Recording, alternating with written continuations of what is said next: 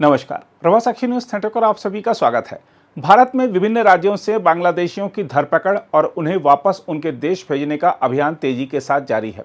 हम आपको बता दें कि 7 मई की सुबह शुरू हुए ऑपरेशन सिंदूर के बाद से अब तक 2000 से अधिक बांग्लादेशी अवैध प्रवासियों को भारतीय अधिकारियों द्वारा सीमा पार वापस धकेला जा चुका है। यह कार्रवाई देशव्यापी दस्तावेज सत्यापन अभियान के बाद शुरू की गई। बताया जा रहा है कि इतनी ही संख्या में प्रवासी स्वयं भारत बांग्लादेश सीमा पर लौटकर स्वेच्छा से पार जाने के लिए पहुंच गए, क्योंकि इस सख्त अभियान से डर का माहौल बन गया है। हम आपको बता दें कि यह सरकारी कार्रवाई त्रिपुरा, मेघालय और असम की सीमाओं पर चल रही है। सूत्रों के अनुसार गुजरात इस अभियान की शुरुआत करने वाला पहला राज्य था और कुल वापस धकेले गए लोगों में से लगभग आधे वहीं से भेजे गए। दिल्ली और हरियाणा ने भी बड़ी संख्या में प्रवासियों को वापस भेजा है, जबकि बाकी असम, महाराष्ट्र और राजस्थान से पकड़े गए हैं।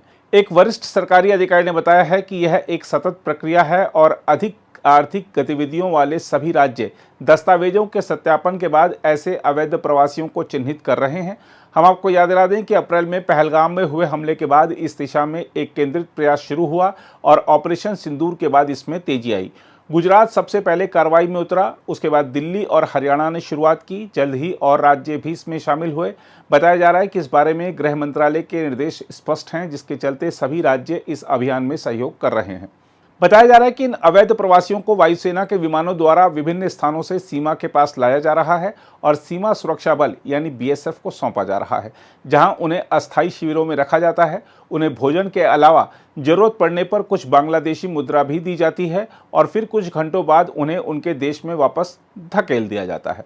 मीडिया रिपोर्टों के अनुसार त्रिपुरा, मेघालय और असम में चल रही इस कार्रवाई को लेकर एक सुरक्षा अधिकारी ने कहा है कि यह धारणा गलत है कि इन राज्यों को इसलिए चुना गया क्योंकि वे बीजेपी शासित हैं। उनका कहना था कि मेघालय में तो बीजेपी नहीं है। उन्होंने कहा कि इन राज्यों को इसलिए चुना गया क्योंकि यहाँ से वापस भेजना अपेक्षाकृत आसान है।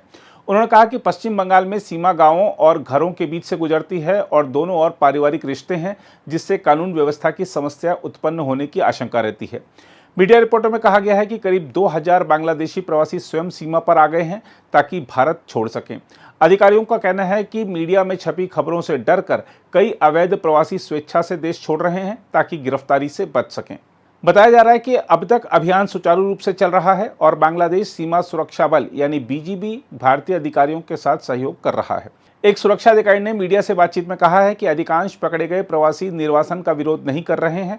जो दशकों पहले आए थे उनके अलावा बाकी लोग जाने के लिए आसानी से तैयार हो जाते हैं।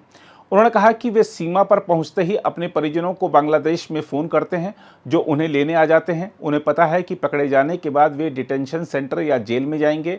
अधिकांश गरीब मजदूर हैं जिनके पास कानूनी लड़ाई लड़ने के लिए संसाधन नहीं है, इसलिए वे अपने परिवारों के पास लौटना ही बेहतर समझते हैं। हालांकि अधिकारियों का यह भी कहना है कि अभी वापस जा रहे लोग हालात सामान्य होते ही फिर लौट आते हैं। इसी वजह से सरकार अब इन सभी लोगों का बायोमेट्रिक डेटा संग्रह कर रही है और उसे बड़े इमिग्रेशन डेटाबेस से जोड़ने की कोशिश कर रही है।